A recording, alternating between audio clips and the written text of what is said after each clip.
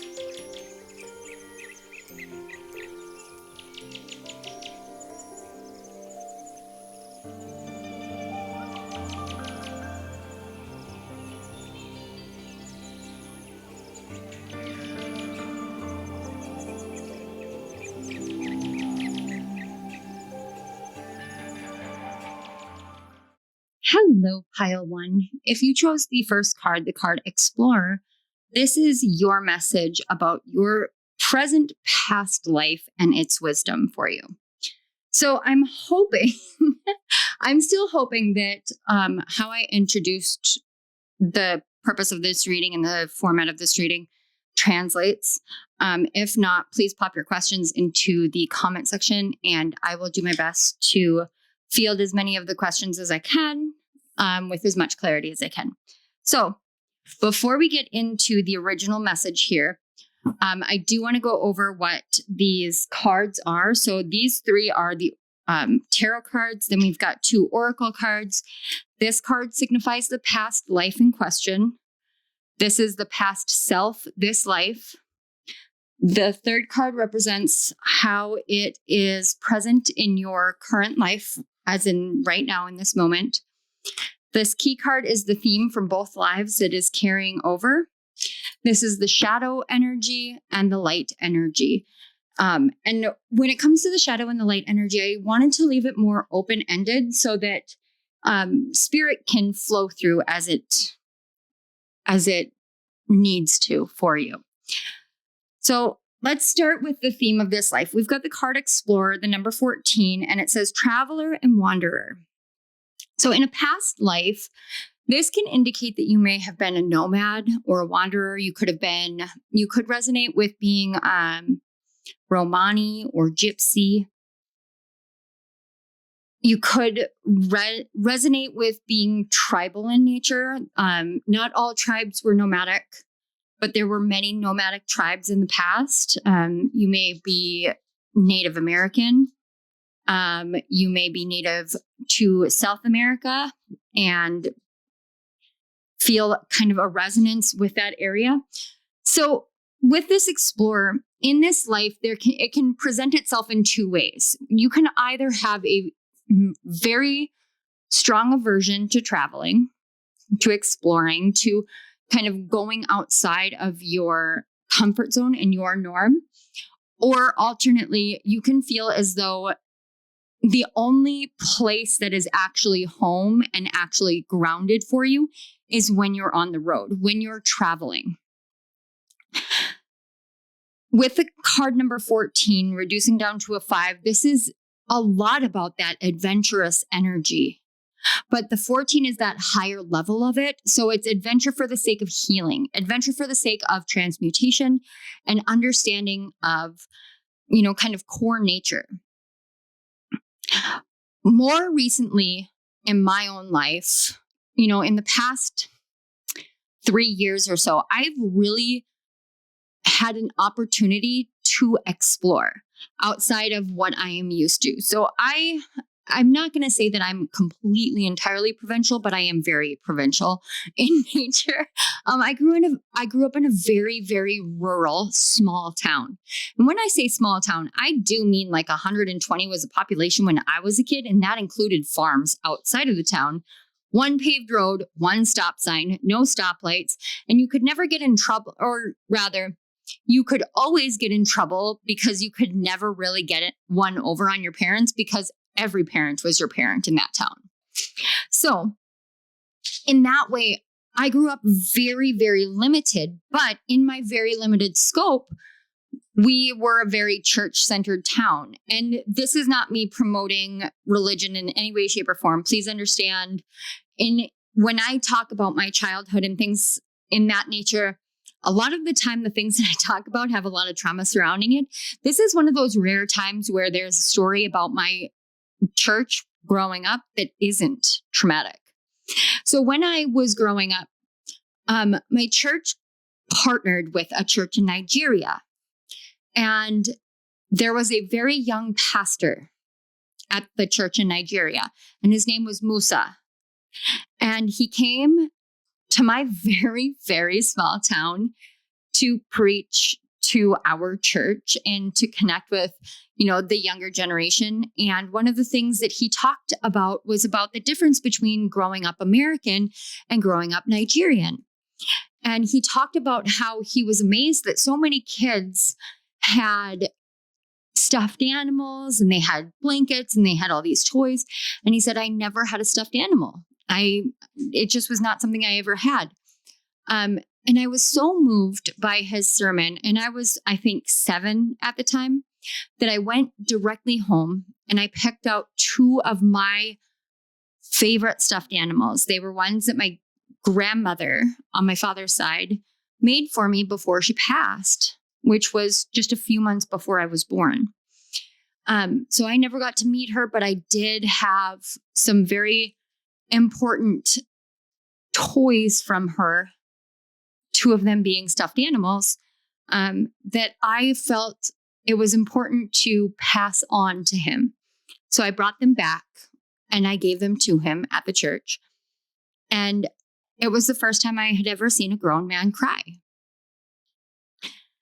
From that, I realized that this world is so much bigger than what we can fathom when we're small, than what we can fathom when we are very ingrained in our lives in the absolute present. But as I was growing up, I became a young mom and I didn't have much of an opportunity financially to do a lot of traveling. And like I said, it's only in the past few years that my family has been financially stable enough that my opportunity to travel has really expanded. So I've gone all the way down to Florida. I've gone to Minnesota. I've gone all the way out to Alaska, to Arizona, and soon to the United Arab Emirates. And these are all experiences that I never thought I would have.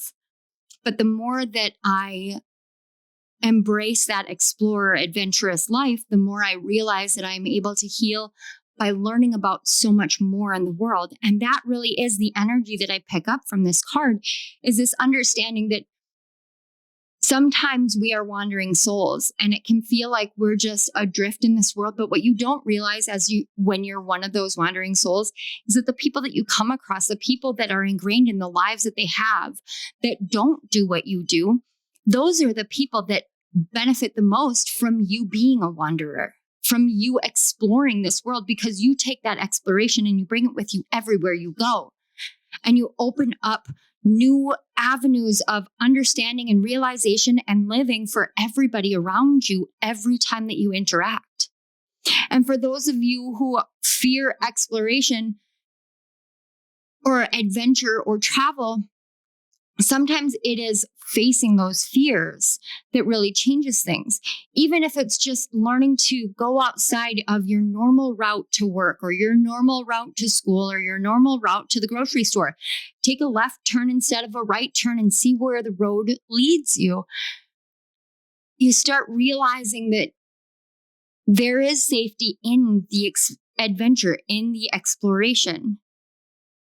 But the reason why you would be fearful of that or have a kind of resistance to it would be found in the past life. So let's take a look at what the past life is. So we have the 3 of Dreams, which is the 3 of Cups. So in a past life, it had a lot to do with you and a group of people. I'm actually seeing like at a shipyard. So not quite Titanic style. Like I'm not seeing the Titanic shipyard, but very similar. Almost like you were on a crew, an adventurous crew. And I'm seeing a variety of different times and places. So I am seeing some where it's steamboats and I'm seeing some where it is rowing. So this is, kind of span throughout time, which is understandable because it's a collective of people. So the issue with this is about the connectivity as you're adventuring, as you're journeying through this life. And that can,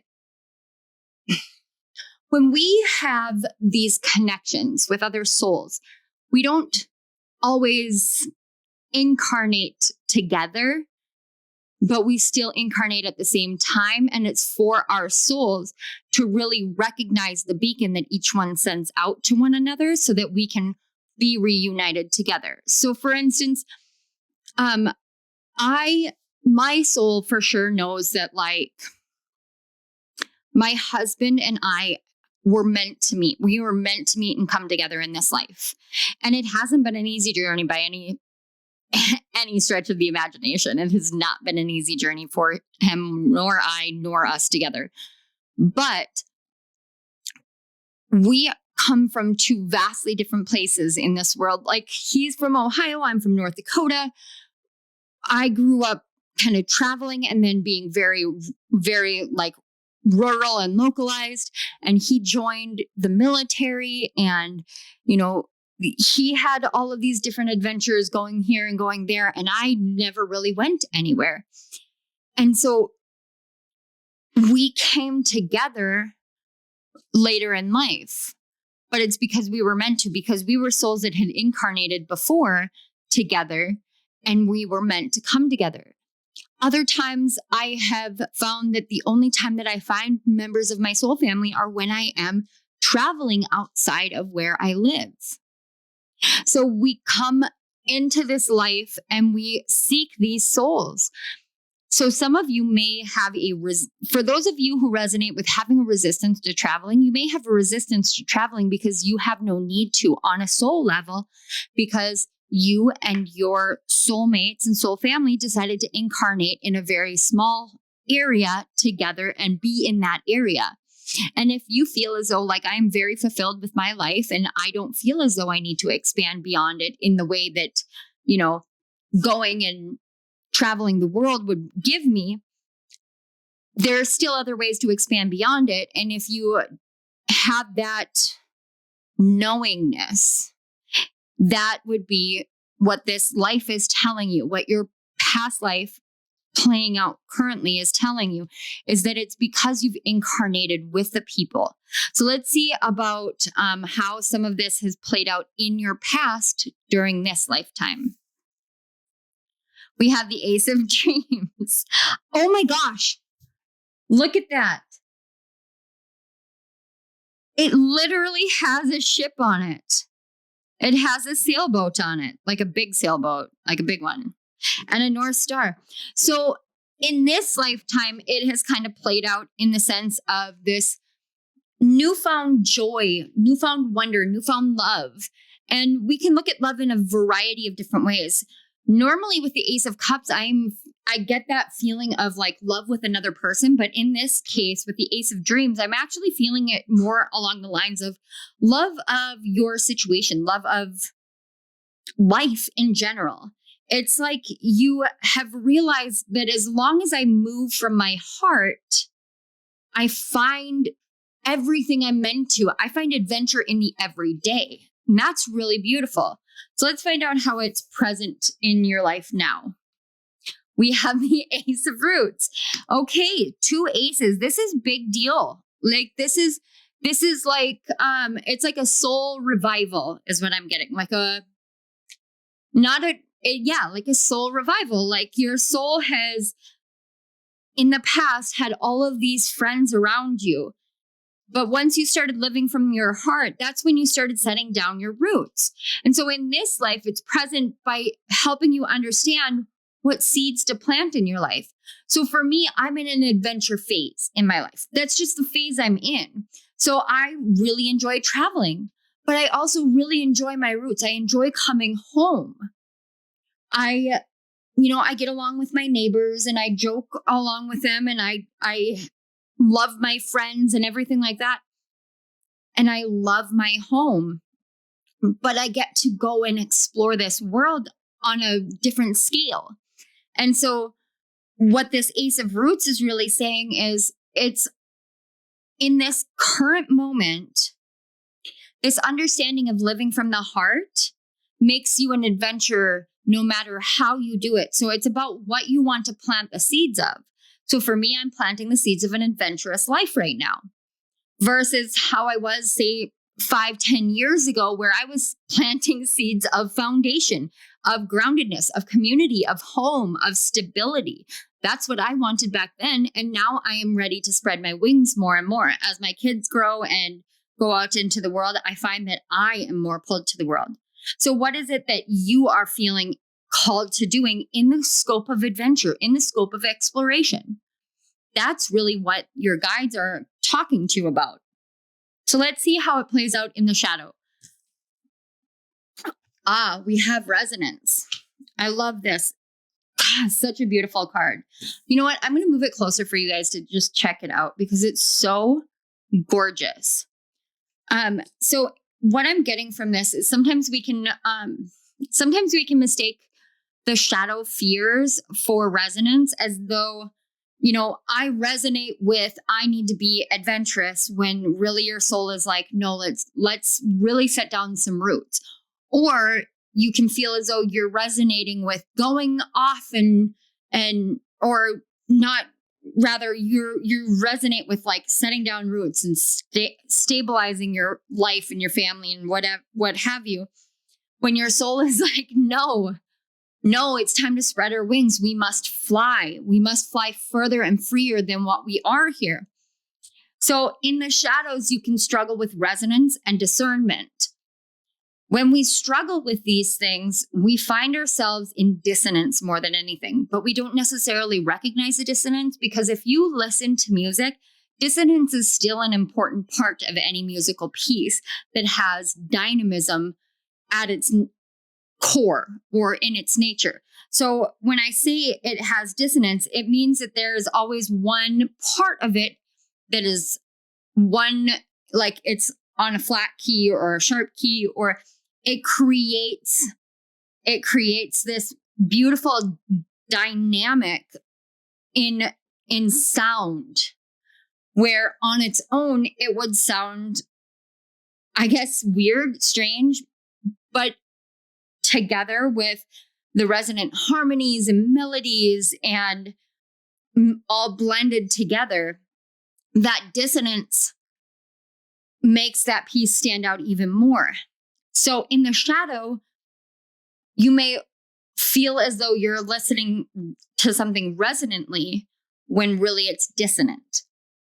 And it could actually occur in the reverse as well, where you think that something is dissonant, but really it's resonant, and because they're blending all together. So this is about exercising spiritual discernment, soul level discernment. So let's find out how it plays out in the light, something that can give you a little bit more illumination. Oh my gosh. I promise you, I don't look at these ahead of time. Oh my gosh, I'm floored because the same ship is in both of these. We have Voyage, 4 keys. The keys to the castle, the keys to the song, the keys to the resonance, and the keys to the soul. I don't know what any of that means. Castle, song, resonance, and soul. Keys to the castle, the keys to the song, the keys to the resonance, and the keys to the soul. I don't know, guys. But what this is saying is when you move with the heart, with the soul, when you explore this life, or you look at this life as though all of it is an adventure, all of it is. So at any given point in time, you are an explorer just because you're engaging in the adventure that is life. You're wandering your way through learning yourself. So you're traveling internally, you're traveling externally, you're going to the higher realms and to the lower realms, and you're going internally. That's still adventure. That's still travel. That's still wandering. That's still exploring this life. The voyage is all about the journey of life from start to finish, from that first breath until the last. So sometimes we can get ourselves off key. We can get ourselves off kilter. We can find ourselves in a state of dissonance instead of resonance, or we can find ourselves in a state of resonance when we're supposed to be in dissonance. But it's about the voyage. It's about bringing all the different pieces together and recognizing that you are the explorer of this life, the adventurer of this life. And that's really how it is playing out in your life right now. It's asking you to see yourself on a different level, in a different scope. The explorative wandering soul that you are, to see that when you walk out the door and you turn left instead of right, or right instead of left, you're on a new adventure. Even if you feel as though you have seen all of these streets, there's always going to be something new, because every day is different from the one before it. Every day is a brand new beginning. every day is again one of these Ace of Dreams, Ace of Roots moments where you get to plant more seeds of adventure, more seeds of exploration, more seeds that resonate and welcome in the truest souls in your family and souls that are mated to your soul. That's what this life is playing out right now. That is why you feel pulled to certain things and pulled to just a new perspective, really. Pulled to a new perspective. Sometimes it's just about shifting that just a little tiny bit. And we open our eyes and we see everything brand new. New and alive and beautiful. So pile 1, this is the message that I have for you. I hope it resonated. I want to take this time to say thank you so much for being here. Thank you to your guides, my guides, the Great Spirit, for bringing these messages forth, for bringing you to this channel, and for helping me to transmute the energy, which is what yawns are. But thank you very much for the collective of pile 1, for their adventurous hearts and souls, and for the lessons and wisdom that they carry with them, that they share with the world, and that they have chosen to share here. It's always an honor and a blessing. Thank you so much. Pile 1, if this resonated and you would like to support my channel, I would be incredibly grateful. You can do that by liking this video, commenting on it. You can subscribe to my channel. You can share this video. Any and all interaction with this video and with the other videos on my channel really do help it grow. It helps these videos and messages reach those that it is meant for. And it's never expected. I never want you to feel obligated, but I am always incredibly appreciative of the help and the support. All right, pile 1, I will leave you here. I love you all, and I hope to see you at my next reading. Bye. Hello, pile 2. If you chose the second card, the card Passions and Interest, card number 40, this is your message about your present past life's wisdom. If you skip the intro, to be completely honest, I'm going to say that my suggestion is to go back and to listen to it, just for the sake that I have a hard time explaining this concept even to myself.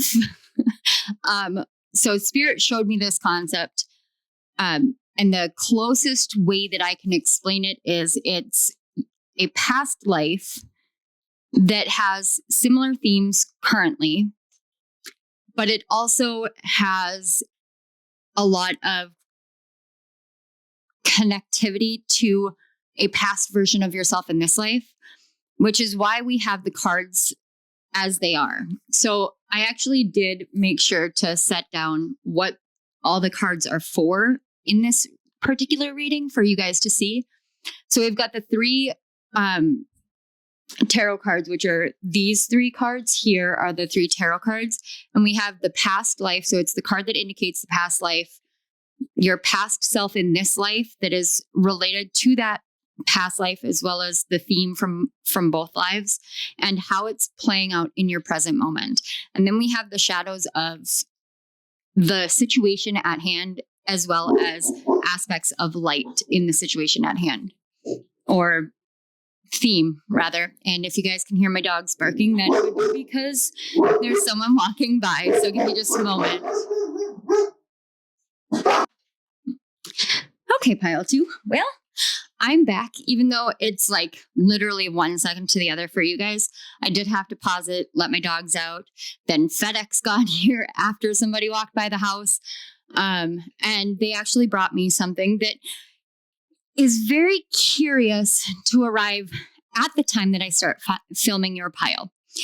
Because what arrived is actually an order I put in for a bag of Egyptian blue lotus flower tea. And it's ceremonial grade tea. And that actually is why I said it's very interesting, because you chose the card Passions and Interests. And it says hobbies, sports, favorite pastimes. Now, here's the thing. And this is, I guess we'll say, this can be a controversial opinion. But in this day and age, a lot of the things that are considered new age and spirituality is seen as a hobby. It's seen as a pastime. I personally feel as though it is an integral part of my life. But I also find that I am incredibly passionate about it. I'm passionate about being of service. I'm passionate about reading tarot cards and sharing my psychic gifts with the world and sharing my gifts of energy healing and, sharing my different experiences and perspectives and channeling and mediumship. So in a way, it's kind of this beautiful amalgamation of both in this life for me, because it is my faith. It's how I view the entire world and myself in the world, and all of the things that people would consider as being a faith-based anything. That's really what spirituality, new age beliefs are for me, because for me, this isn't new age belief. For me, this is ancient wisdom, ancient belief systems that are still ever present in this world, despite all of the changes and despite the path towards monotheism that this world has had over the past several 100,000 whatever years. In reality, this world is significantly older than that. And there have always been many deities, many higher powers under the guise of one all-knowing source.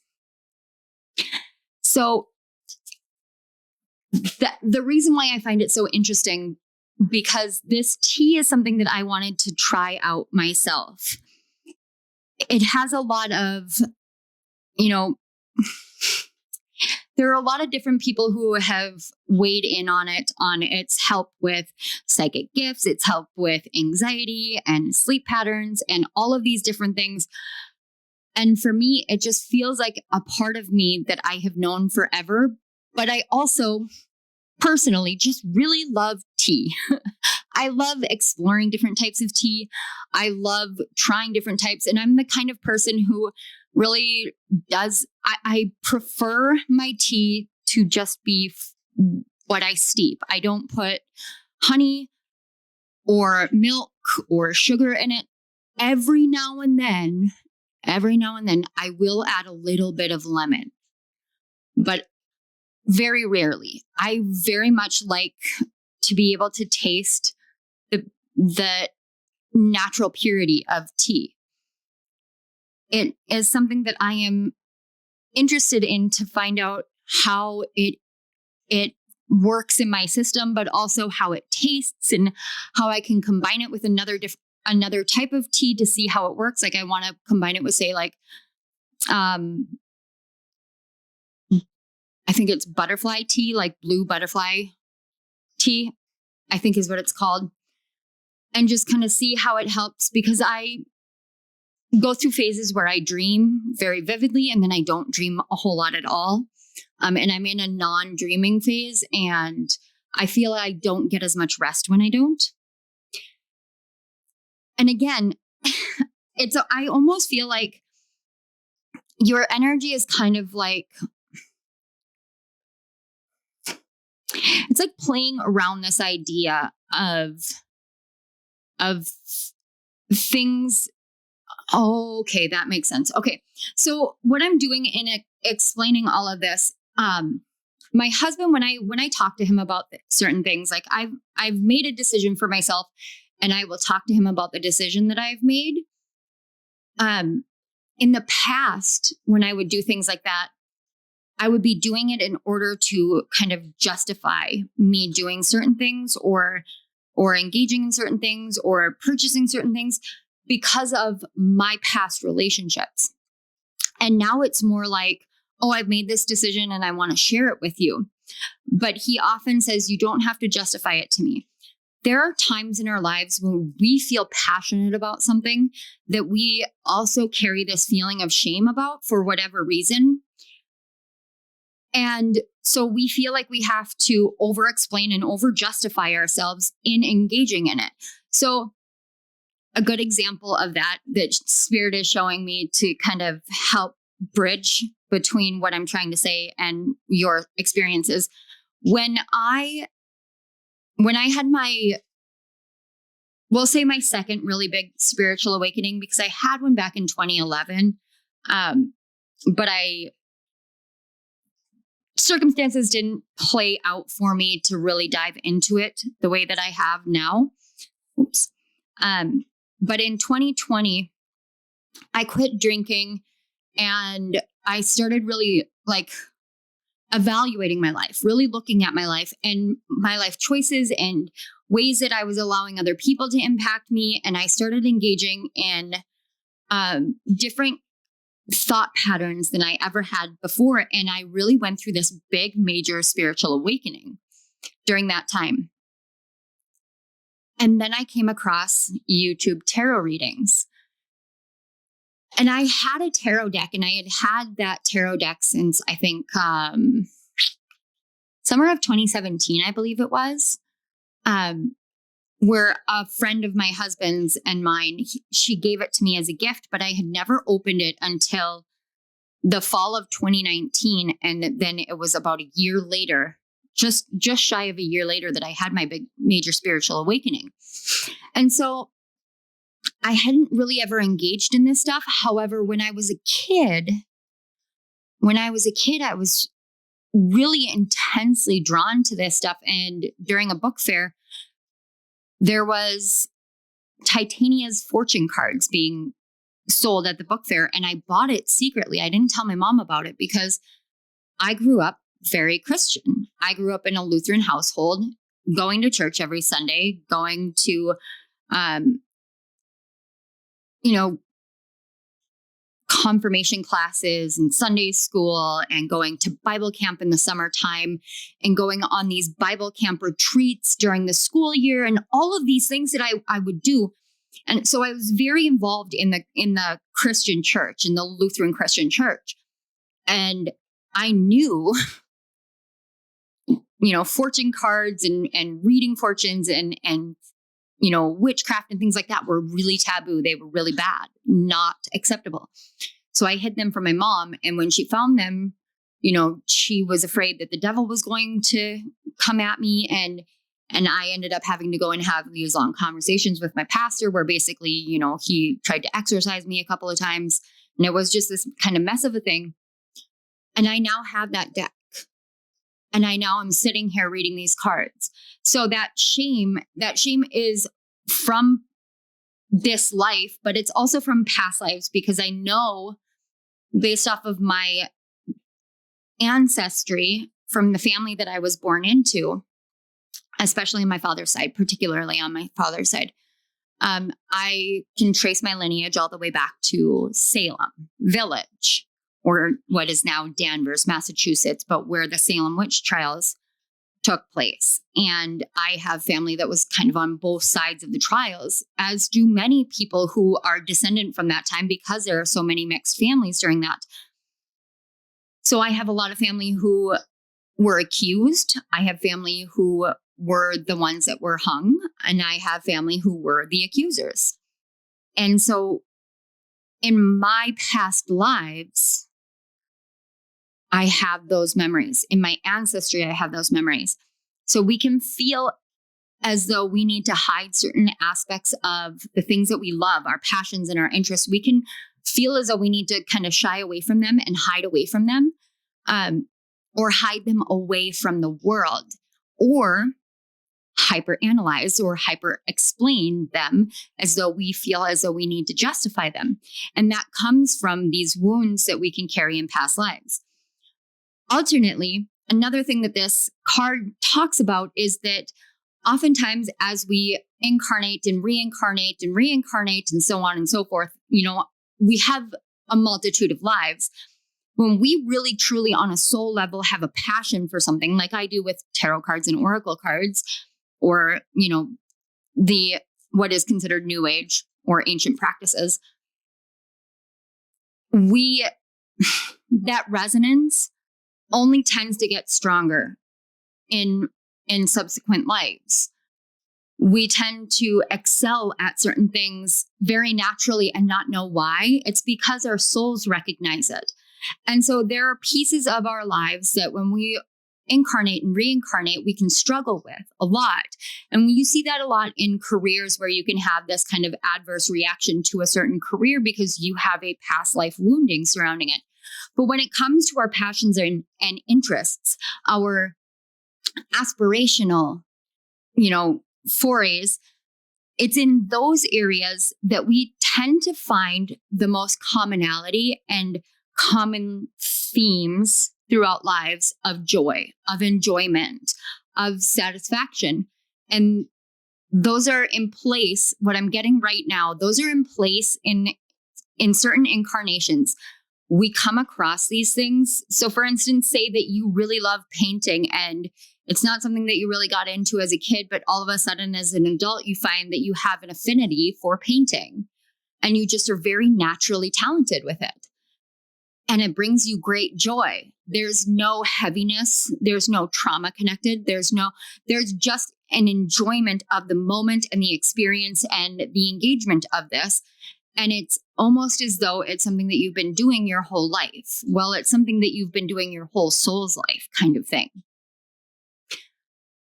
We get to bring those pieces with us. And in some lifetimes where we have a much harder journey, a much harder contract for lessons and karmic, patterns to break and cycles to overcome and to break ourselves out of, we write it into our soul's contract, I guess, is what I'm picking up is we write it into our soul's contract that I want to bring this hobby, this passion with me so that when I am going through this hard time, I have something that I can lean on that eases my time. And that's really important. That's very important during these heavier incarnations that we can go through as souls. So let's take a look at the past life and how the passions and interests have played out. I'm not really getting anything overly specific. I mean, some of you may resonate with some of the ones that I mentioned as a passion, and I know that I mentioned painting. But when I feel into the passions and interests card itself, as far as your energy with it goes, I don't really feel a whole lot of any very specific, oh, you're a writer. Oh, you're you draw, you doodle, you do music. I don't get any of that. What I get is a feeling. It's just this sense, this feeling of it being something that really brings a lot of joy into your life. So to me, there's situations that really trigger that. And that is what I'm getting from before we even look at the tarot cards, it's situations that are there to help bring those passions and interests into the forefront so that it can help alleviate in your life. So we have the Steward of Dreams, which is the Knight of Cups. So in a past life, we think of the Knight of Cups, and with the Knight of Cups, it's quite often, interpreted as he's like the Don Juan of the knights, so to speak. So he comes forth with, his cup of love, his cup of romance, his cup of whatever. So in this way, what I'm getting is it's kind of similar to that, but it's like when you're faced with somebody or something, it's a situation, not necessarily a person, but a situation that could play out in interpersonal dynamics. But it's a situation that feels as though it's somebody or something that is like a flashbang kind of love. So it's there and it's hot and it's heavy or it's sudden and unexpected. And then just as fast it peters out or it fades out. And so you can feel as though you're getting almost emotional whiplash from these situations because it comes in, it hits, and then it's gone. And what are you left with? when we have these kind of sudden situations, and this is something that happened in a past life, I'm getting this like, I almost get like a Jane Eyre vibe with, oh my goodness. I cannot remember who he was. It's in the movie Becoming Jane. And he was essentially her love interest, but they didn't end up staying together. She was supposed to run away with him. She didn't. He ended up getting married, named his daughter after her. But if you know, please pop it down in the comment section below, because my mind is drawing a blank and I know I could go and Google it, but I don't even have my phone next to me. And I just want to kind of leave it be. That didn't sound good. Sorry, it sounded like my cats are getting into stuff downstairs that they shouldn't be. Anyways, there seems to be a lot of just kind of distractionary energies to this reading, which happens. So that's I guess that makes sense. That's kind of what this ends up becoming, is this almost distraction of life. So it's this moment in which you become utterly consumed by this thing or this person.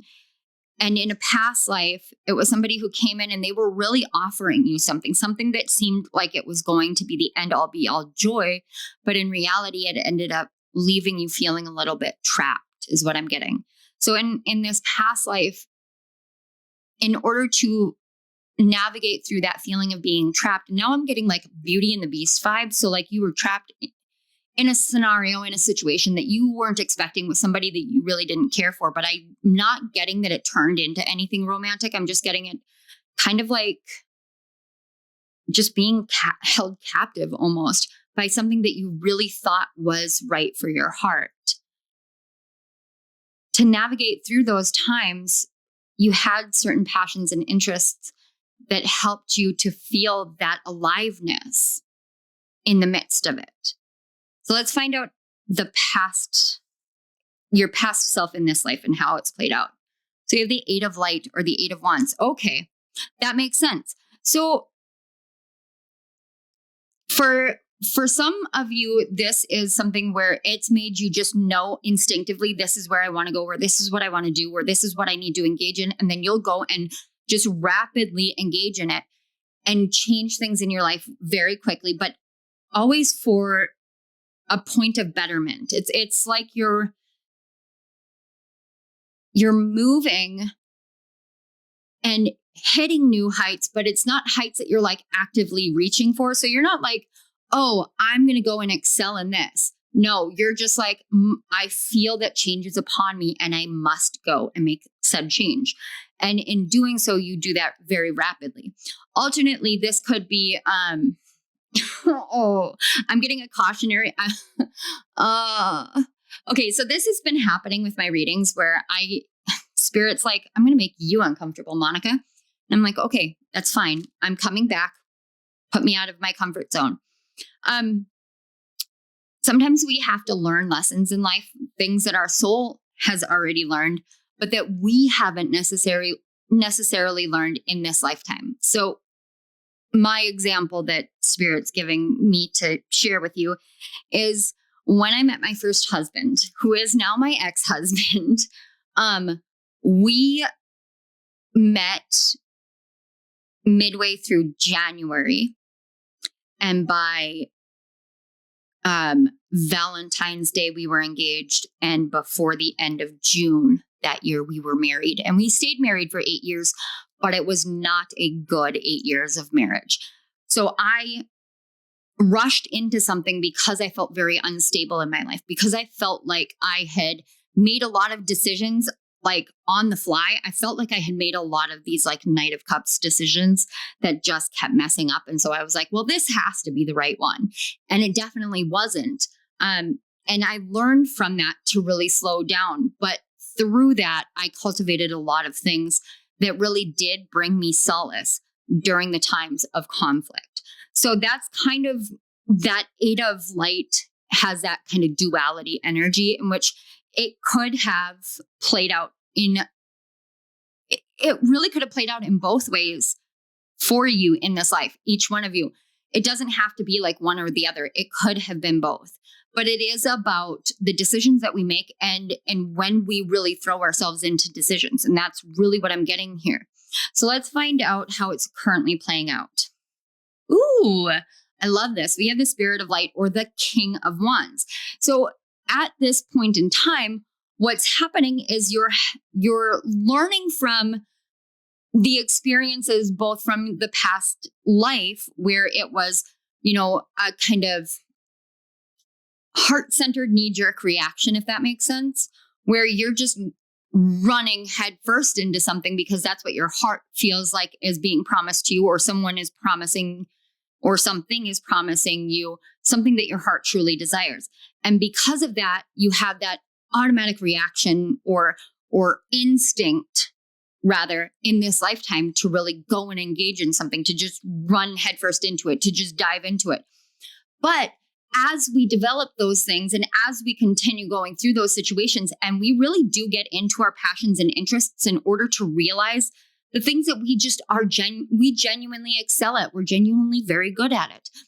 That's when we start going, okay, so how do I take what I'm passionate about and turn it into something foundationally strong? How do I turn it into something like a business? So that's where you get the Spirit of Light, or the King of Wands, which is what the Spirit of Light really correlates to. That's where you're at in your life now, where you're learning that I can love something, I can see the beauty of it, and I can go after it, and I can run really far and really fast. But I have to know my own worth and know the value of this thing within my life. And a lot of times we don't really think about the fact that the things that we're the most passionate about, people out in the world would label as hobbies or pastimes, as interests, but they wouldn't label it as a career, except that you look at people who play like professional sports, football, baseball, basketball. Those people have a genuine passion for something that we consider a pastime. Even baseball is called America's pastime, but they make their living playing the game. We can do that when we recognize the value that it has in our life. And it really is about the value that our soul brings to the action itself, the interest or the pastime or the hobby or the sports or what have you. So this is about you recognizing that the things that you are passionate about, that you are interested in, really are your foundation for your strength of character and your nobility in creating a life that is built upon that as something foundational, something powerful, something professional, really. And I love that for you. So let's take a look at we're going to take a look at the shadows. And this is shadow aspects that are impacting it that might make it harder for you to engage in that Spirit of Light or King of Wands energy. So we have summons. All right. So what I'm getting from this, I love that. I love how I said, like, I'm getting a Beauty and Beast vibe, because that is, again, this card has very much a Beauty and the Beast vibe. So you can feel as though this isn't necessarily a calling for you, or that this is it's something that you love, but it's not necessarily something that you can turn into. So my husband is a big gamer. He really enjoys playing video games, and he loves to watch people game. He also really loves playing chess and loves to watch people playing chess. But one of the things, I guess, that he and I always kind of conflicted on was like, if you're spending all your time playing video games and then working, but you're not doing anything with the video games, what benefit is it? For me personally, I didn't understand. I was seeking to understand it because I felt as though it was taking such a huge portion of, our relationship time. And that's a common thing with people in relationships. So I have been learning. I thought I was just like a weird person, but in that way, it was like, he never really considered the fact that, hey, I watch all these people and they game professionally. Like they game and they record themselves or they stream while they're gaming, and they do this professionally. And he never really considered that he could be one of them because he always kind of downplays how good he is at it. And that really can be where this shadow of summons comes from. So why do you do the things that you do? And can you actually see how it can benefit you on a multitude of different levels? Can you see how you could take a passion and turn it into more than just a hobby, but a lifestyle, a life purpose? Can you see how you can do that? Or do you feel as though you aren't necessarily worthy of it? As though it's something that you can watch, but you're never called to, or you ignore that calling too. And that's where that summons comes from. What I'm picking up in the shadow is like, other people have the calling to do this, but I just have the calling to watch. Why do you feel as though you have the calling to watch? Is it because you don't see yourself as that King of Wands or Spirit of Light, as that ruler, that leader in your life in this area? Or is it possible that the wounds that your soul carries from this past life, alongside some of the decisions made in this life, has made it so it's hard for you to tell whether this is actually something you're being called to or whether it's something that is fickle? It's like a fickle summons. So let's find out how it plays out in the light that actually helps you. We have the allies. First of all, it would be almost obvious to be like, oh, ask your spirit team, ask your guides, all of that. This allies card is more like, who do you surround yourself with and what do they say? Do they encourage you? Do they give you positive reinforcement? Or do they say like these kind of negative things of like, well, you can engage in it, but it's not going to X, Y, and Z. So it's like saying money doesn't grow on trees, or, you can love the game, but the game doesn't necessarily love you. Things like that. In the light, what it's asking you to see is that you're surrounded by people that can help you and situations that can help you.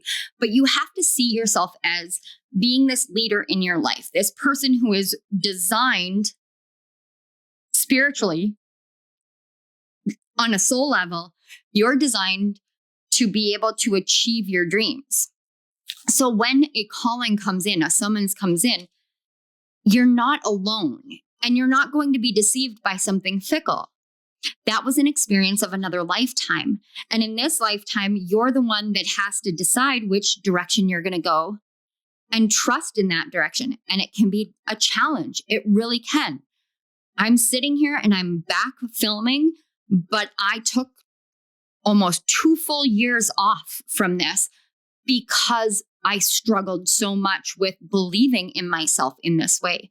And I had to really face my own mortality and face the losses of my life to realize that this life is just so short.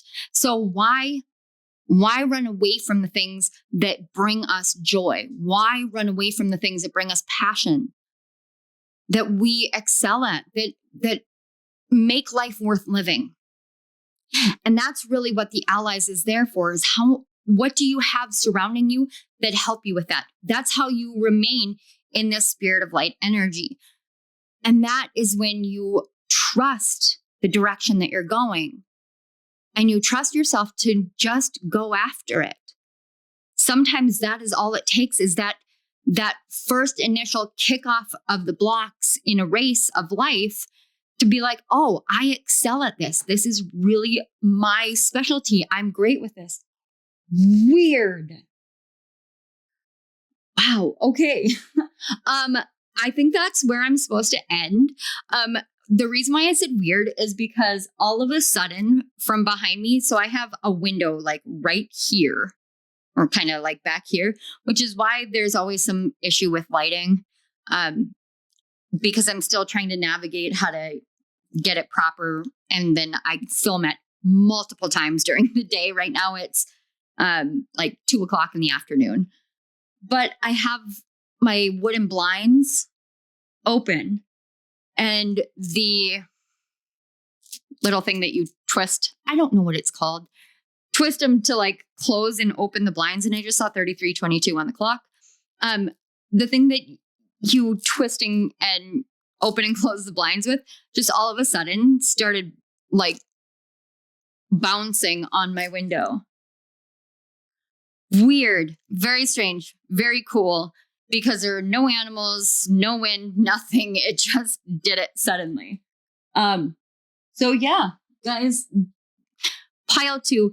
This message has had so many distractions. I am going to say that one of the messages on that is no matter what distractions are going on, no matter what is going on around you, there is something around you trying to give you a message, trying to show you something to help you. It is an allied energy. And we can see distractionary energies as like being hindrances, but sometimes they're there to help us learn something very important. And all we are being asked to do is just listen. So that's your just additional message, pile 2. All right, pile 2, I'm going to leave you here. I want to say thank you so much for being here. Thank you to your guides, my guides, the Great Spirit, for connecting these energies and having these messages flow.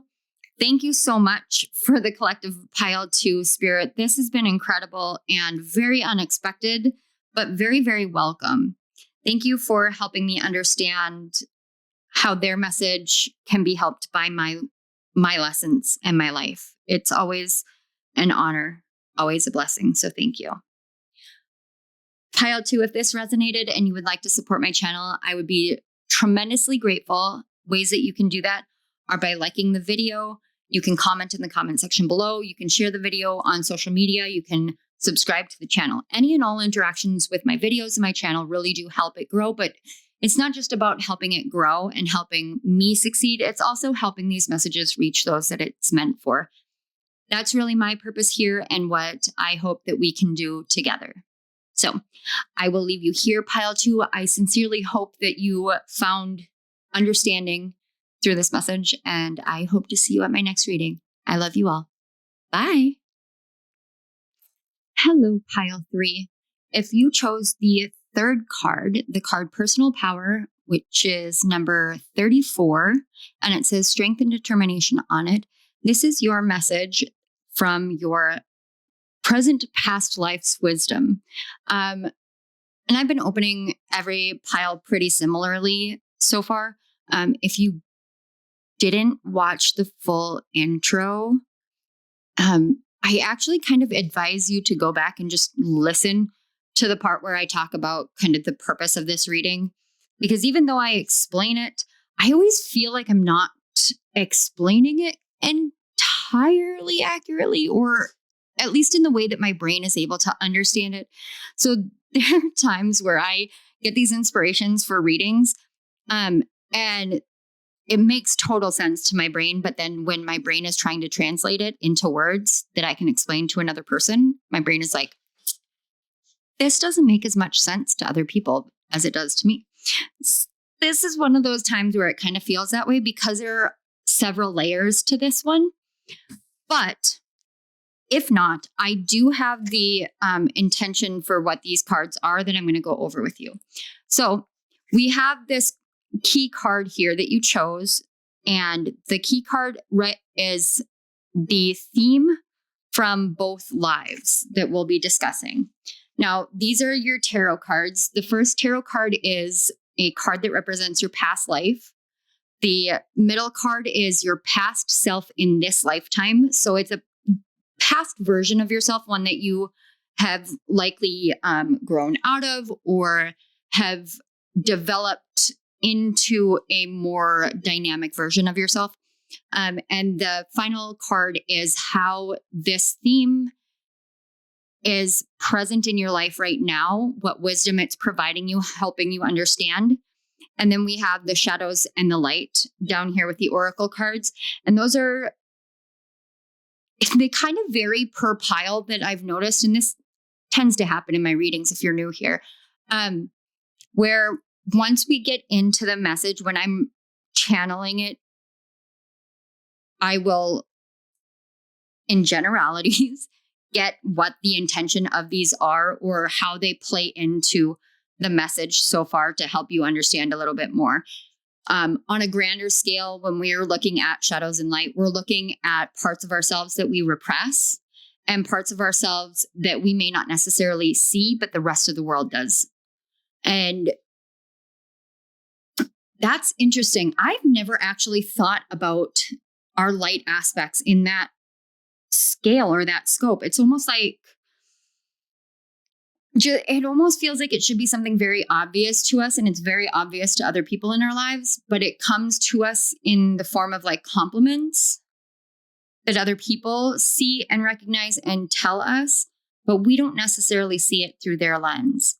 That's very interesting. And that actually brings me directly into talking about this personal power card with strength and determination. The card number 34, I'm actually getting that some of you may be in that age range. I'm actually getting 30s to 40s, but something very pinnacle about your 34th year.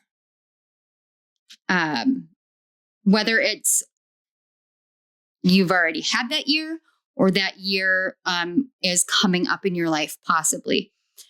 When we're talking about personal power, this is like a buzz topic in the spiritual community, in the self-help community, in the new age community, in just a lot of different communities out in the world right now. We talk about personal power because there has been so much throughout history and in present day of subjugation, relegation, of silencing people, of kind of diminishing people because of certain things like their gender, their ethnicity, their sexual orientation, their sexual preferences, things of those nature. So when we're thinking about our personal power, it's almost as though, okay, before I get into it, I want you guys to really look at this. Tell me whether, and I genuinely want you guys to respond to this in the comment section if you don't mind, because I think that it's a good talking point and it's a good point for reflection for us. But we have this card here in this oracle deck, and the oracle deck is literally Past Life Energy Oracle by Sandra Ann Taylor, which I'm just going to plug her as a creator because I think, let's see, 1, 2, 3, 4. I have at least 4 or 5 of her decks, at least 4 or 5. I want to say I have at least 5 of them, but I'd have to look at beyond what I can see with my eyes right now. Anyway, she's incredible. I love what she does with her cards. The energy that she brings to them when she creates a deck is always just so incredible, so spot on, so insightful, so illuminative, that she has helped me so many times with her decks. Anyway, okay, that's my plug. Again, not affiliated with her in any way, shape, or form. Just really love her work. But when we have a personal power card, more often than not, when we think about personal power in the scope of spirituality, new age, self-help stuff, we think of like a woman standing in her own, kind of like a 9 of Pentacles card. And in this one, we have a lumberjack. Tell me, now this is what I want you to answer in the comment section. If you were this guy, you're this lumberjack and you are chopping wood and you are built and you have like, McDreamy hair. I mean, this guy has McDreamy hair and you're standing in the woods and for an animated figure, he's pretty hot. Let's be honest here. He's pretty hot. If you were him, would you doubt your own strength, your own personal power? Now, question round 2. Would you feel as though this card would portray the same power energetically in its message, in its potency and imagery if that was a woman standing there. Now, I'm not trying to make this about gender or anything of that nature. That actually isn't what this is about. This is about perception of self.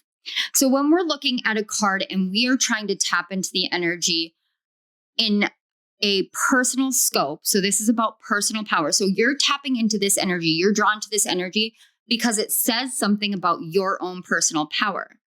But when you look in the mirror, do you see yourself as somebody who is capable of building a home, building a farmstead, building this, building that? Like, can you create the life that you desire?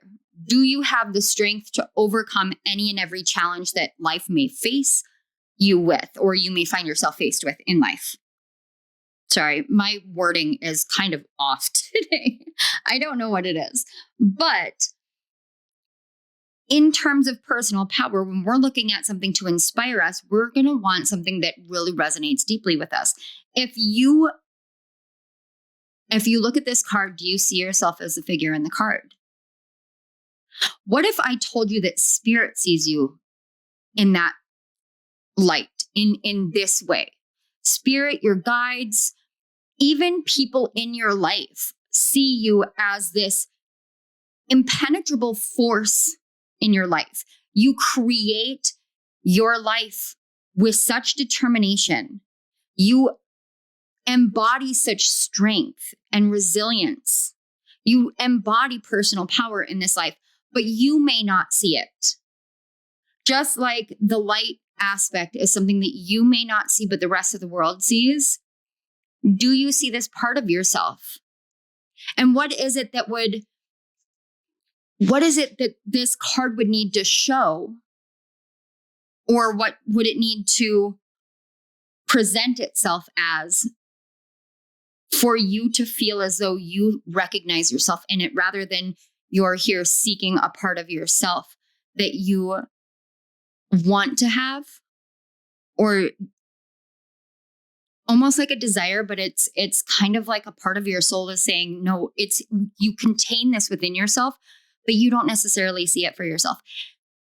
And guys, there's no judgment here. I think I've said this in every pile 3 that I have filmed recently, or at least once per reading, at least. There's no judgment here, because I often don't see myself in the same light that other people see me. That happens all the time because I'm incredibly hard on myself. Some of you may be Virgos, sun, moon, rising Virgos. That's a common Virgo trait, like very, very common, is that the rest of the world really sees you for the light that you are, for the blessing that you are, the beauty that you bring into this world, and the capabilities that you have, and the way that you really do help people. You help people see both the light side of life. You help people laugh a lot, but you also help people understand their own inner strengths. And you don't have to be a Virgo sun, moon, rising for this to be your energy. It's just the closest in zodiacal energy that I can explain. There's a quality to your energy that says, I have such abundant power, but I don't misuse it, so I don't necessarily see it in that way. And that's really important. I'm hearing that's really important because it comes from a past life. So let's find out the past life context that this has come from. So we all have, I don't want to say we all, I'm trying really hard not to do like generalities or like absolute certainty comments. Anyway, in this day and age, it is very, very common to come across somebody who is a narcissist. It's very if not just like a true blue narcissist, at least someone with high levels of narcissistic tendencies and narcissistic characteristics. Someone who would be very close to being on that antisocial personality disorder scale. So we see a lot of that out in the world. And we're living in a digital age with an influencer age, which means that in today's world, we look to the people who personify a kind of skewed personal power in which they glorify themselves, and then they say that they are this glorious person because of whatever it is that they are promoting, that they're influencing you to buy and use. So in that way, we essentially live in a narcissistic marketing world. So it can be very, very easy to go to one of two extremes. We can either be incredibly powerful, incredibly dynamic, incredibly capable, incredibly beautiful or handsome or brave, and all of these things, and be the best version of someone with a lot of personal power, a lot of strength and determination, a lot of resilience and goodness, that doesn't see that within themselves, but exudes those features. You exude it in who you are and how you navigate through life, so much so that influencers would be attempting to embody who you naturally are. But because you can't see it, it's likely because either in a past life, you did see it and utilized it for the wrong reasons, or because in a past life, it was all you had and it was never really acknowledged or given credit to. True personal power that I have seen, I think of people like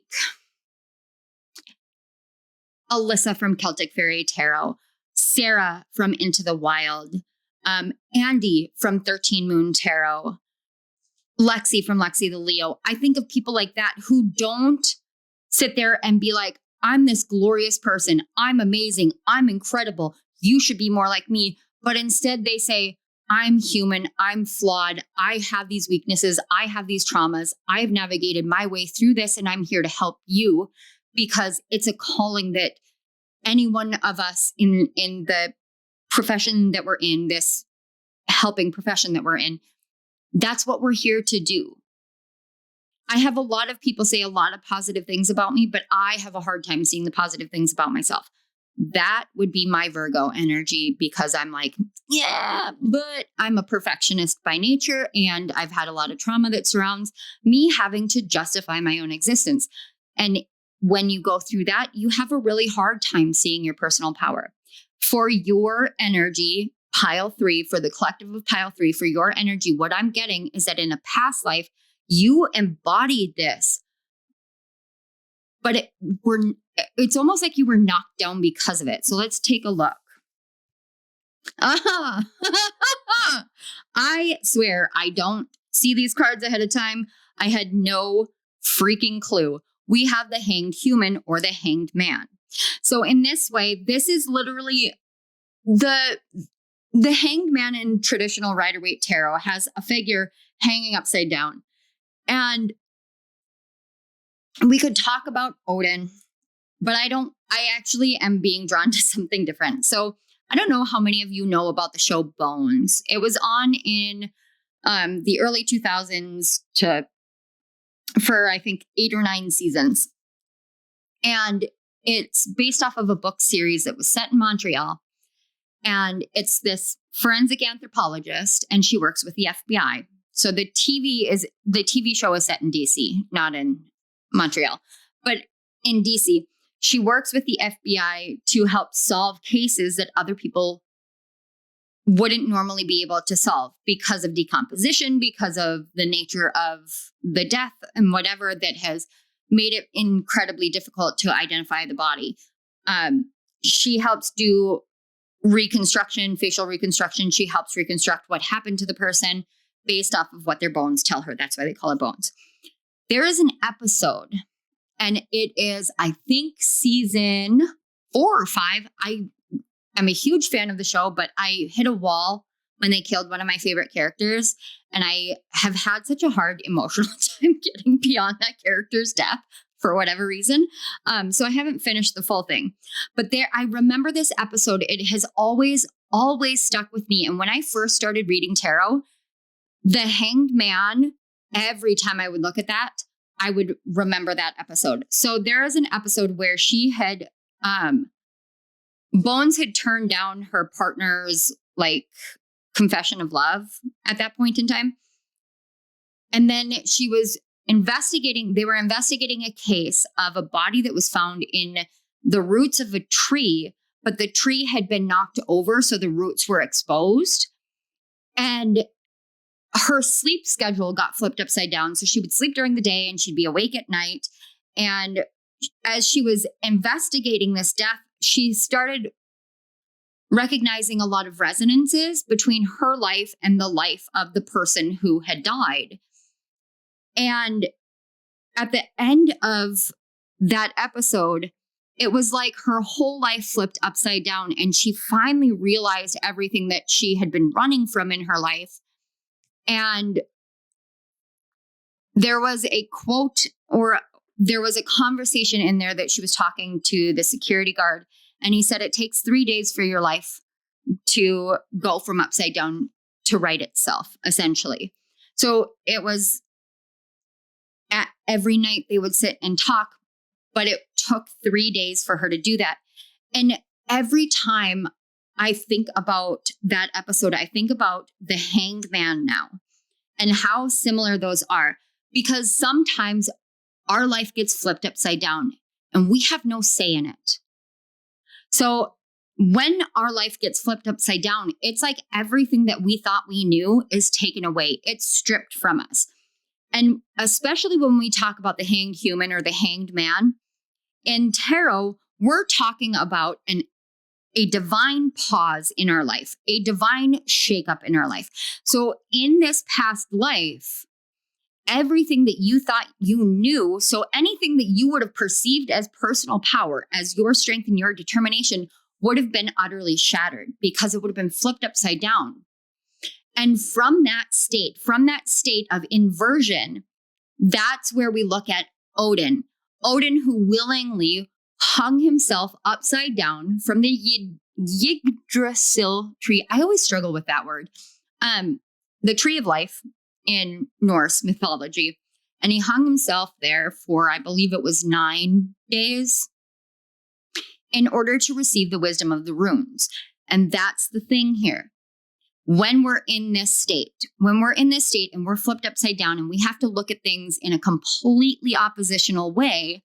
So we're taking a look at this and we're seeing, like I said, imagine if this was a woman wearing, and imagine it was during settlers' times.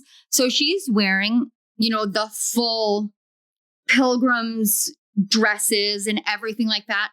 And she's holding an axe. Are you going to see her as being personally powerful, or do you see her as maybe taking the axe home to her husband who is chopping the wood, actually? The perception of it has been flipped, changed for yourself. Not necessarily for the outside world, but in this lifetime, in whatever past lifetime this is relating to. And everybody has a different past lifetime because we're different people in this life. So the lifetime, essentially, you contracted on a soul level to come here to be seen this way, or to be seen this way. So you're seen this way, but you're perceiving it backwards, flipped upside down. So you don't see your own personal power. Why? Because when you are in this place where you don't see your personal power, but other people see it, and they respect you because of it, and yet at the same time, you still go through a lot of hardships in life, it teaches us on a soul level, it teaches our souls humility. It teaches us what it's like to walk a humble life. Just like he is standing there, he is either building a home or he's building, a fence, something.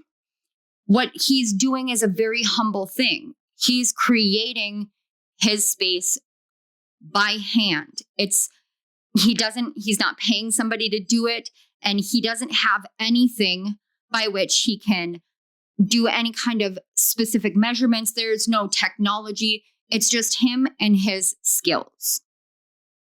So this is about what you contain within yourself that doesn't need any outside help, outside influence. And in a past life, you weren't able to see that for yourself because your whole life was somehow flipped upside down in the oppositional way. So it's like a woman living in a man's world doing men things, and the rest of the world sees her as super capable, like the unsinkable Molly Brown. She's amazing, and she's remembered in history as the unsinkable Molly Brown. But what if she only saw herself as the woman who lost everything and everyone, but survived such a great tragedy? Her perception is significantly different. It's flip-flopped, it's skewed, kind of thing. I'm not saying that's how she saw herself. That is the energy that I get from this past life and your life here now, how that's correlating. It's like your past life, you were flipped upside down. In this life, Spirit's like, no, we're going to flip you the right way. So let's see how this has played out in a past version of yourself. Aha, Two of Shadows, the Two of Swords. This inability to make a decision one way or another in life, or not necessarily an inability, but a very strong hesitancy and sense of self-doubt, really. With the Two of Shadows or the Two of Swords, it's this continual battle of, am I choosing the right thing? How do I make this choice when I can't see what the best choice really is? You're blindfolded, but you have to decide left or right. Which route are you going to go? It's like the, forest and the pathways through the woods, and you've got to pick one or the other, but you don't even know which one is more or less traveled on. You have to go based off of instinct and what you know to be true within yourself. So in this life, you could have had a lot of struggle with, am I making the right decision? Is this the right choice? Is this the right path for me? And held yourself back because you're not able to fully see yourself clearly, because in a past life, you couldn't see yourself clearly.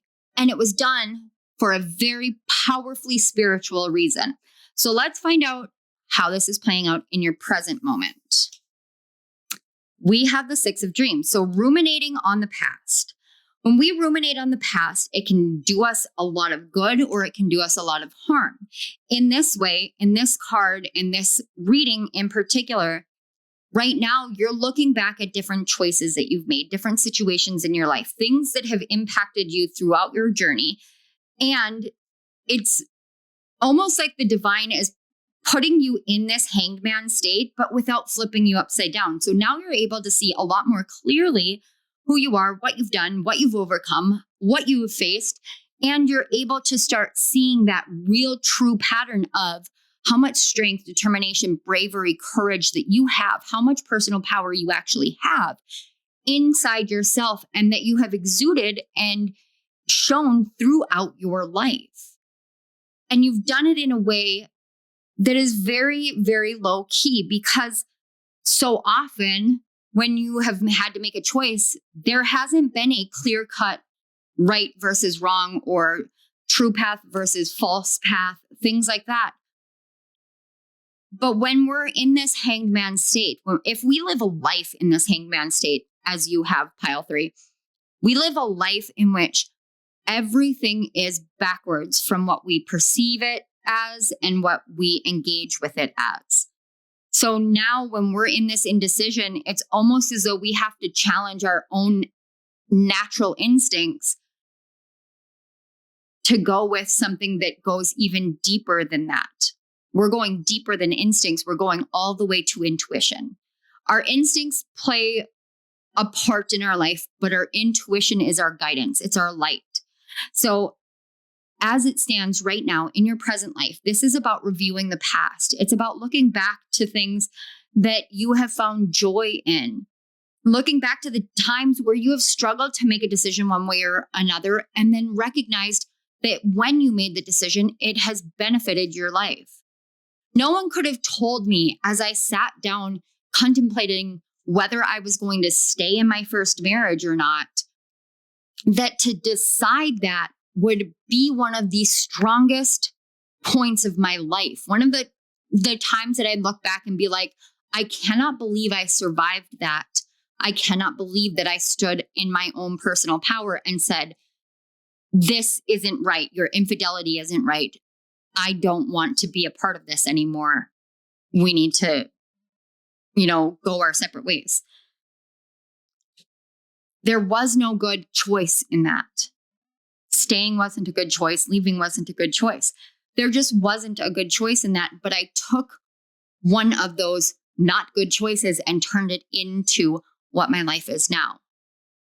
And when we can look back on these moments and see these times where we've had this uncertainty and we felt like we are really weak and we're doing harm, but then things panned out way better than we could have imagined, that's when we get these benefits of these Six of Dreams or Six of Cups moments where we get to look back and see, oh my gosh, look at how I did this. Look at how I did that. Look at how I rose above through that. And that's what true personal power is. So let's take a look at the shadow and what you may be pushing down. Well, guys, you can't make this shit up. Sorry for the language. So you are likely repressing your own personal power. Because in order to really step into that, you have to acknowledge the parts of you that have had to fall away. And sometimes the parts of us that have to fall away are parts that are soft. I never was the person who would stand up for myself. And now I am. I don't let other people push me around. I say, okay, this is my boundary line. And if you cross that boundary line, that's it. It's not fool me once, fool me twice. It's literally, this is my line. And I've had to learn that the hard way. Power can be either positive or negative, or it can be neutral, but power is dependent upon the person who's wielding it.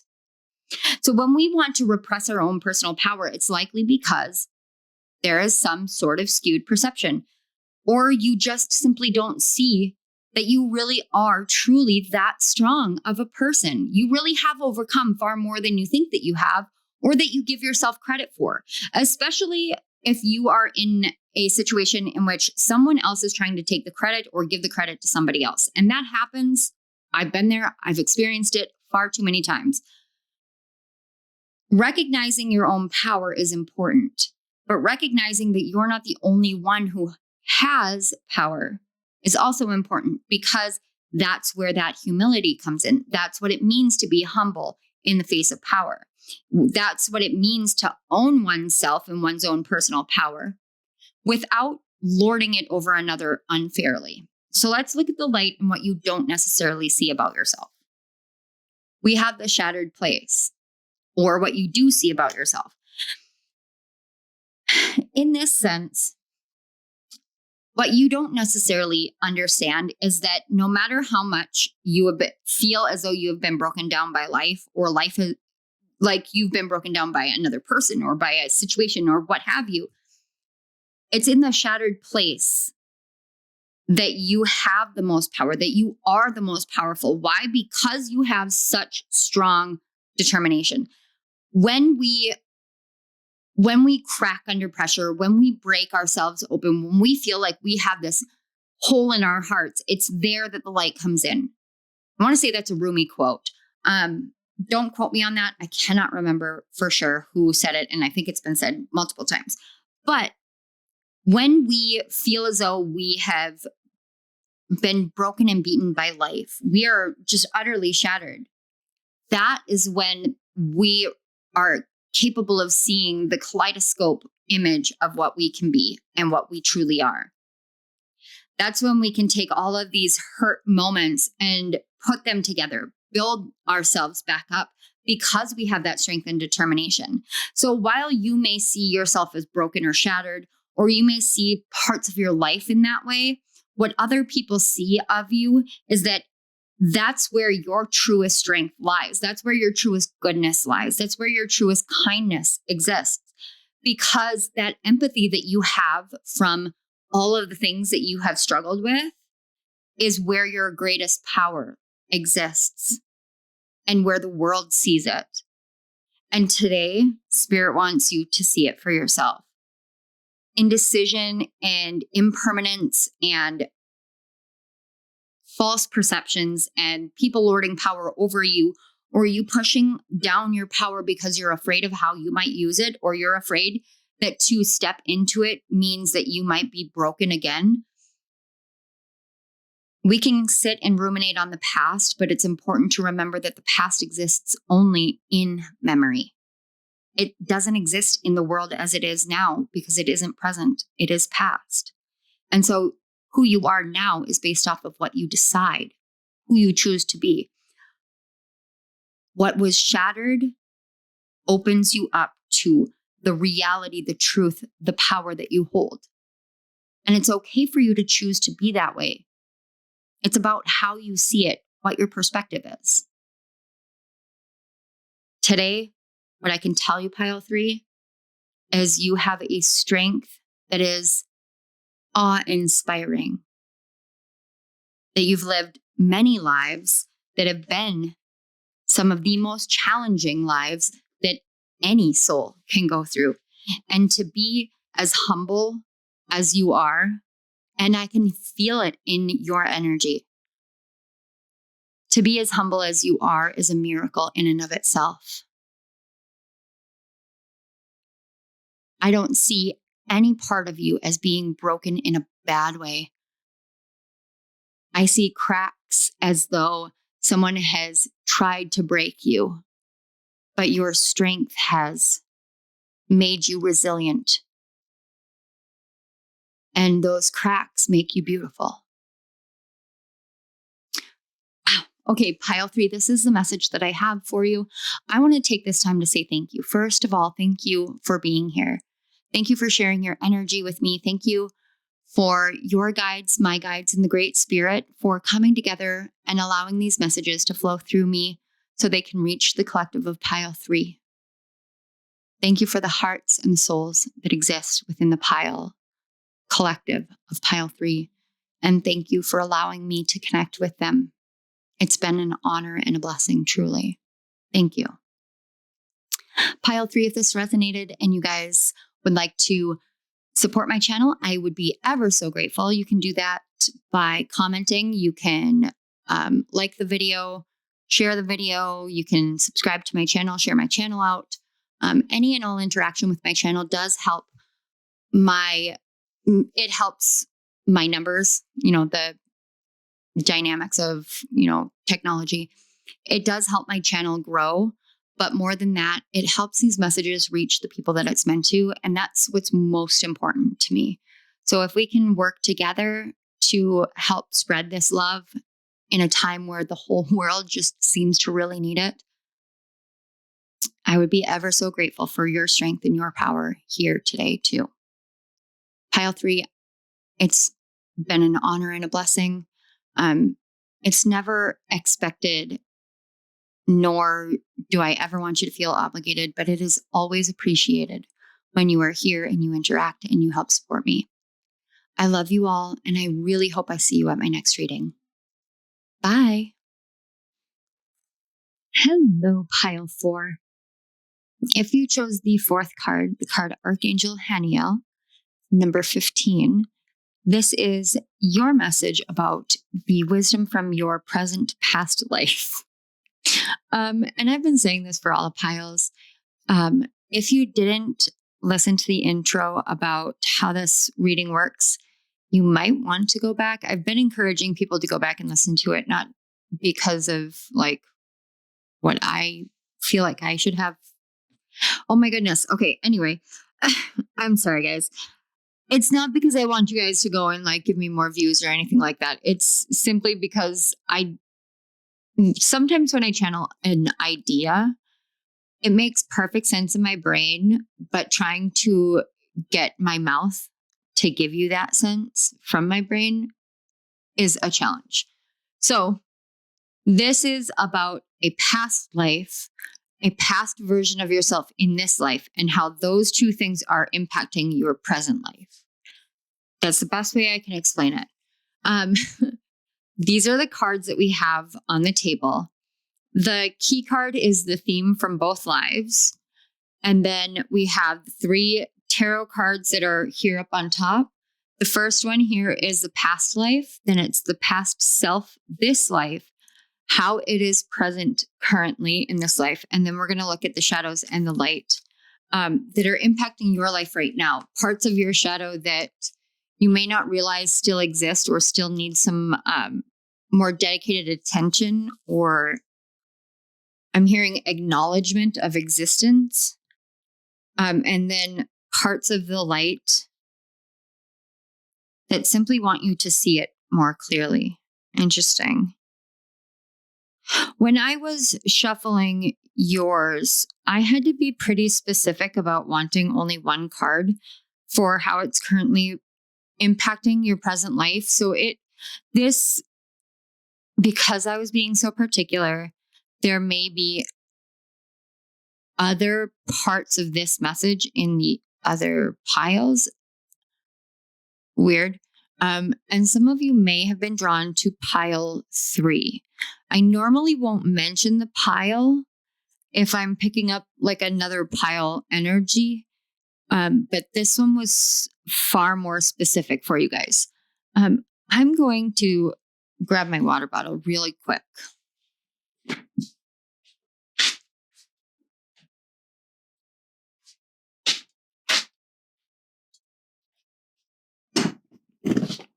Okay.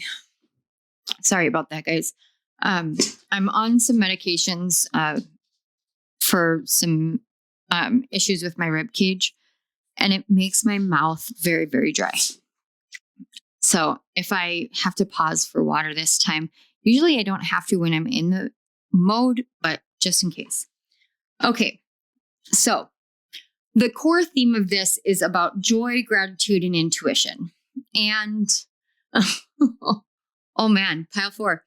I literally just heard collective groan, like just the words collective groan, as soon as I said the word gratitude.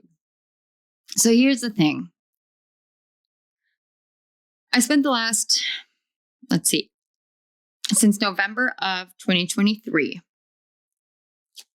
up until today, and I still do it, just not as like adamantly as before, but I journal a lot, and I note the starting date and the closing date of every journal, and, mark the number of journals. Like I'm on my 18th right now. But way back in 2020, the first journal that I actually genuinely stuck to was a gratitude journal. And pile 4, I'm going to be completely blunt with you guys. That gratitude journal was complete bullshit. It was complete and utter bullshit. It was me putting things down on a list like I had been told by this spiritual guru and this spiritual guru and this self-help book and attitude of gratitude and blah, blah, blah, blah, blah. And you have to see all the things that are great. Guys, I can see all the things that are great in my life. That doesn't mean that is something that I'm actually genuinely feeling, thinking, experiencing. My first 300 pages of journaling was utter bullshit. And I'm calling myself out on this one. I wrote, I am grateful for ... And I would list the things that I'm grateful for. And I'm not saying I wasn't grateful for them. I am. I am grateful for my dogs. I'm grateful for my house. I'm grateful for my cats. I'm grateful for my kids, for my husband. I'm grateful that I am breathing. I am grateful for the tarot cards and oracle cards I have in front of me. I'm grateful for the equipment that I have to be able to sit here and do this. I'm grateful for each and every one of you. I am genuinely grateful at this point in my life. But me saying that, if I were to just say that without genuinely meaning it, all I'm doing is going against my own nature, going against my own truth. So when you're in a point of time in your life, in your journey, where this notion of joy is something that I'm hearing desperately desire for some of you, or that you want to experience in reality, in truth. it's not something that you want someone else to say, oh, that sounds like joy or anything like that, or define it for you. It's not just laughing, happy existence. There's a feeling, an experience to it that you're seeking, something that your soul understands what it means. And it's that connectivity to that that brings forth gratitude. And when we sit and we say, I'm grateful for this and this and this, and plenty of people can say that's going to, the more that you repeat it, the more it's going to be true. It's not always that way for everybody. It absolutely can be that way for some people, but not everyone. Some of us don't understand what it means to actually feel gratitude because we don't understand the concept of it in terms of an actual experienced emotion.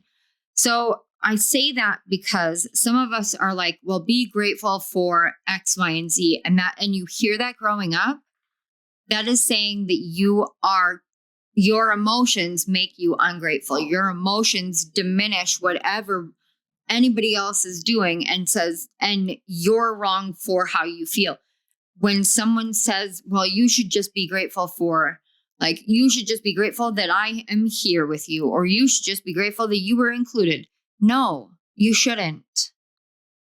Because it shouldn't be something that you are required to feel. And that's the big problem with gratitude. Well, you should be grateful that you have this life, that you live in the modern age, and blah, blah, blah. Yeah, sure. People can say that. But that isn't how we feel genuine gratitude. How I learned to feel genuine gratitude was through journaling. I learned to recognize that gratitude for me feels like it's easy to breathe. Like I don't have to feel afraid of disappointing someone or letting someone down or saying the wrong thing or doing the wrong thing or being the wrong person. I just get to be around people that I love. And that I feel so grateful in those moments. It's me sitting here and I am touching energy that isn't mine and sharing these messages. And I know that they're going to reach even just one person's heart and soul, and they will feel less alone.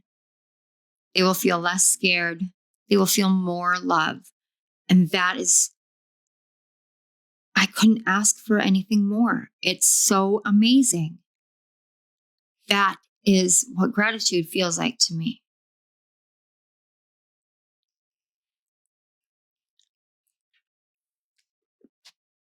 And yet there are times where we can't quite sense it because we're disavowing our own intuitive awareness. When we go through past lives where we have, what's the word? I keep hearing like spurned or scorned, but it's not like doing it to another person. We're doing it to ourselves, or someone has done it to us in order to have us doubt ourselves. Like if someone has scorned you because of your intuition and you have found out that your intuition was correct, and now it's created this kind of negativity surrounding using your intuition, living a life similar to that or in that way, it creates internal dissonance. Let's look at the past life here. We have the 10 of light, 10 of wands. So in a past life, no matter what you did, what I'm picking up is no matter what you did, there was always more. There's always more for you to do. There's always more responsibility. There's always more weight. There's always more that is yours to handle, yours to take care of. And you should just be grateful that you get the opportunity to do this, this, this, and this. And therefore, every time that you look out the window, this is so crazy. It's like I'm in this life just watching it right now. Like I'm observing it. So it's like every time you come to a window or you look at a book or you see clouds across the sky, your strongest urge in that life was imagination, daydreaming. something that would engage your creativity, your intuition, something that would just the pure joy of being a child. But whatever place you had in that life, and I'm getting this kind of like servant vibe, it asks you to consider that those things are not meant for you. What is meant for you is handling everything else. And so we can have a hard time when we go through lives like this and we carry that with us. We can have a hard time in our present life with trusting ourselves or trusting our worthiness of experiencing joy and gratitude. And in that way, we also have a hard time trusting our own intuition. So let's see how it has impacted your past self in this life. Yeah, okay, makes sense. Six of Shadows, or Six of Shadow, which is the Six of Swords. Looking at the weight of the world, the heaviness, the things that seem unmovable, unshakable, unchangeable. When you feel like the world is so heavy and you've gone through these cycles over and over and over again, and all I want to do is just feel better. I just want to be joyful. I want to feel grateful for my life. I want to know that no matter what I decide, as long as it's right with my heart, it's right.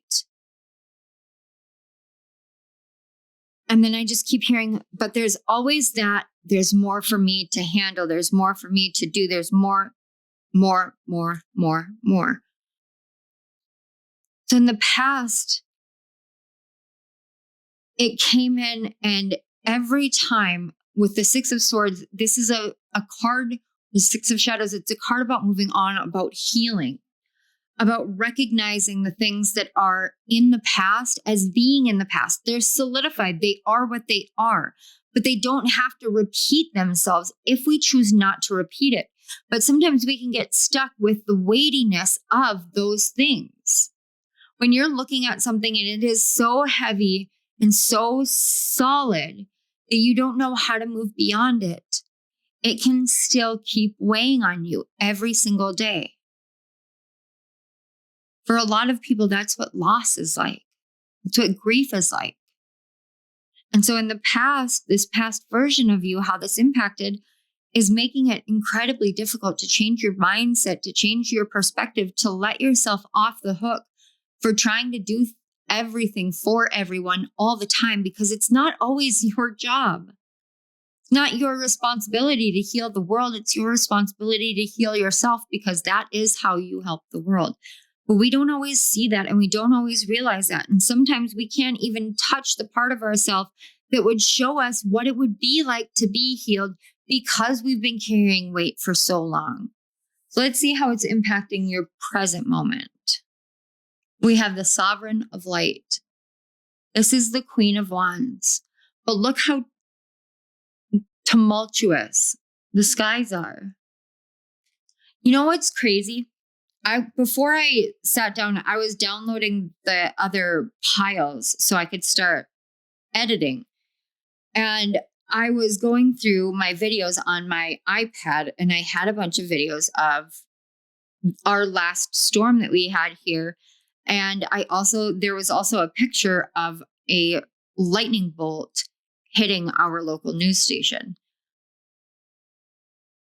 I had no clue that this card, I haven't even seen this card in the deck yet. The lightning in this, though, is contained in the sky. In your current life, this is about you owning your own magic. Mastering your magic. Oh, that makes sense. That makes perfect sense. Thank you, Spirit. This is about you learning that you are the master of your own magic. So we can go through a lot of different lessons and a lot of different journeys, and we can learn a lot about ourselves from a lot of different ideas and ideations and realms of study and whatever. I have studied evolutionary astrology. I have studied, some of the Hellenistic astrology. I've looked at sidereal.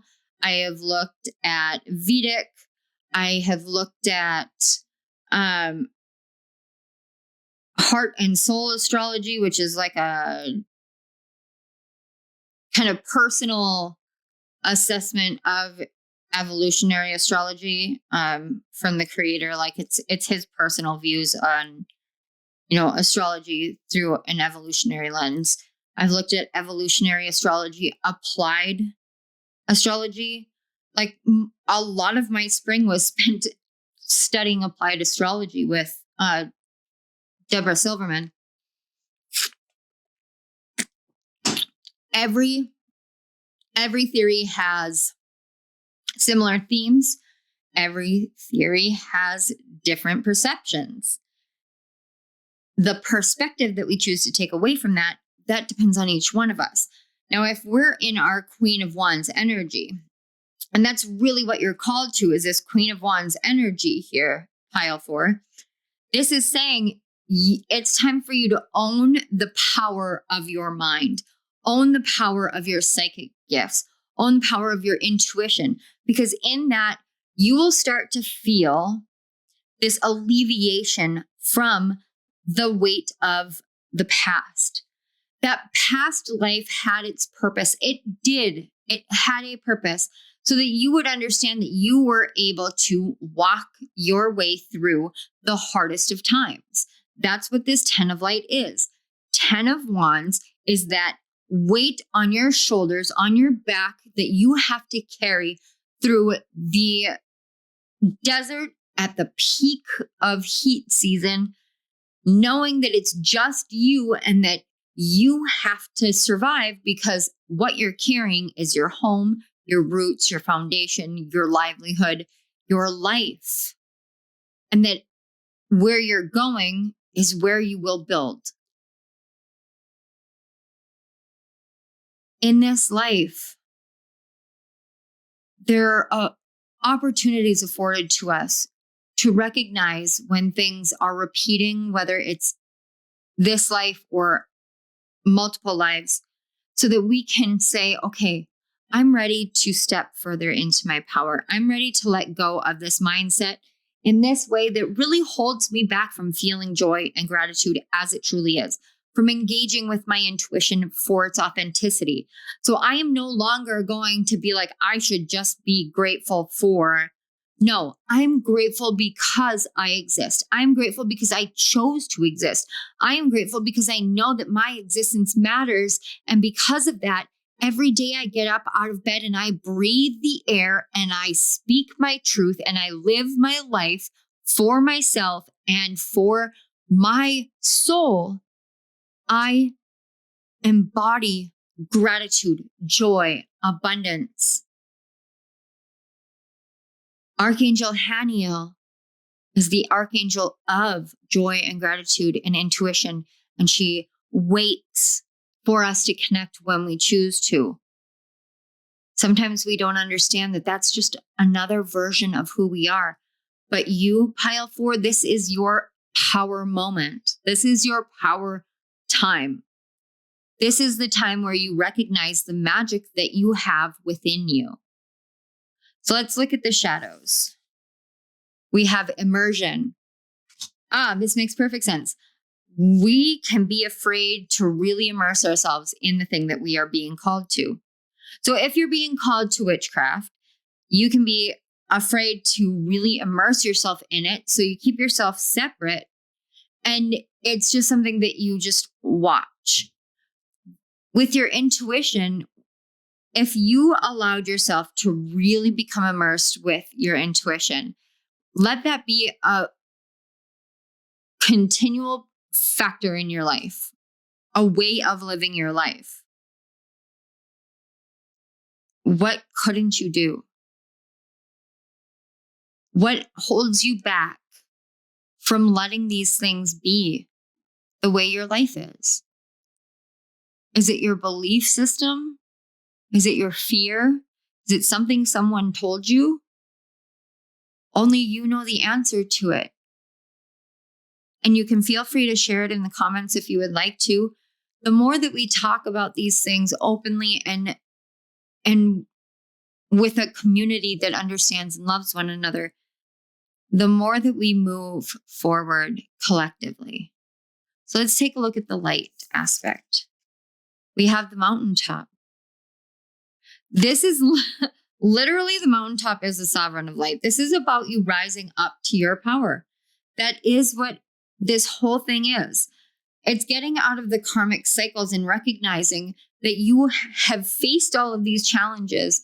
Why? Because at one point you carried everything for everyone. You built it all and you did it with strength and integrity and honor. So we can fear what it's like to actually live a joyful life,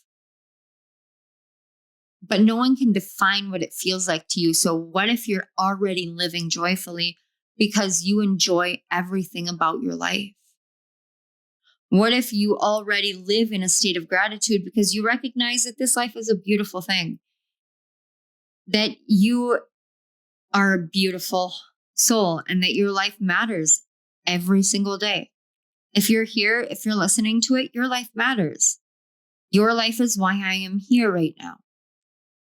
So it matters.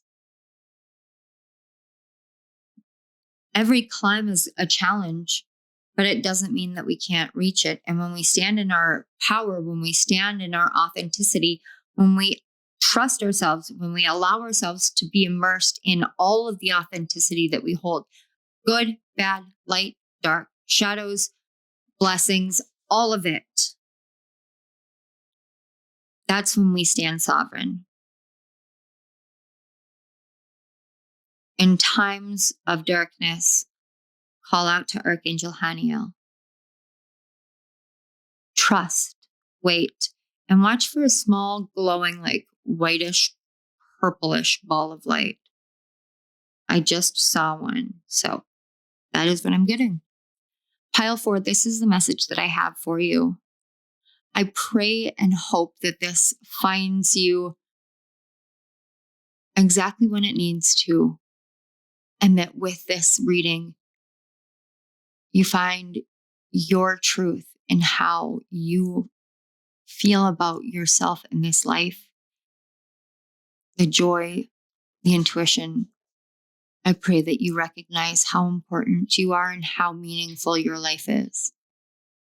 I want to take this time to say thank you for being here. Thank you to your guides, my guides, the Great Spirit, ancestors, and especially Archangel Haniel for these messages, for this love, this wisdom, this connection, for the collective of Pile 4. May it fill them, help them, and guide them. Thank you. Pile 4, if this resonated and you would like to support my channel, I would be truly grateful. You can do that by commenting. You can like the video, subscribe to my channel. You can share the video or share my channel out with your friends, family on social media if you feel like anyone else could be helped by this. Any and all interactions really do help my channel grow. But more than that, they help the messages reach those they are meant for. Your help helps me continue to help others. And I am always incredibly appreciative. It's never expected. I never want anyone feeling obligated, but it is always very, very appreciated. All right, Pile 4, I love you guys. I truly hope that this helped and that I will see you at my next reading. Bye.